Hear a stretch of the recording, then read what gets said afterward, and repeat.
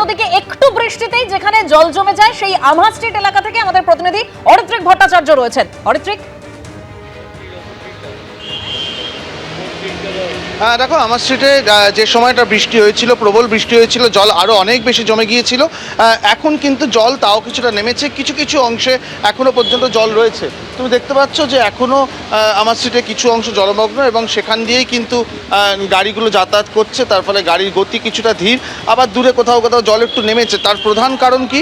তার প্রধান কারণ তুমি দেখতে পাবে রাস্তার ধারে এই যে গাড়িগুলো দাঁড়িয়ে রয়েছে, এরকম গাড়ির সংখ্যা আরও অনেক বেশি ছিল।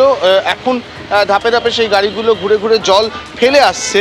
একেবারেই সেই সুপার সোকিং পদ্ধতিতে এখান থেকে জল পাম্প করে তোলা হচ্ছে এবং যারা এখানে এসছেন, যারা পুরো কর্মীরা এখানে কাজ করছেন, তারা প্রত্যেকে এখানে এই কাজটা যেমন চালিয়ে যাচ্ছেন, ঠিক তেমনভাবেই ম্যানহোলের ঢাকনাগুলো যতগুলো খোলা প্রয়োজন বা সম্ভব হয়েছে সেগুলো খুলে দেওয়া হয়েছে যাতে জল দ্রুত বেরোয়।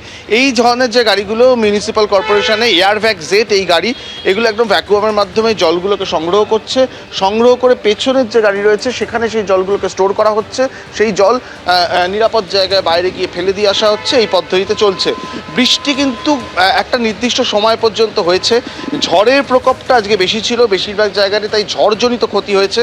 যেমনটা আমরা বারবার বলছি যে কলকাতায় 88 কিলোমিটার প্রতি ঘন্টাতেও ঝড় কিন্তু হয়েছে আজকে, অর্থাৎ 2:47-এর সময় এই 88 কিলোমিটার প্রতি ঘন্টার ঝড়, সেটা 2 মিনিট স্থায়ী ছিল এবং 2 মিনিট মোটেই খুব একটা কম সময় নয়। তার জেরেই কিন্তু বিভিন্ন জায়গায় এই পাঁচিল ভাঙা, গাছ উপড়ে পড়া, মেট্রো শেড ভেঙে যাওয়ার মতন ঘটনা ঘটেছে এবং তার দোষর হয়েছে বৃষ্টি।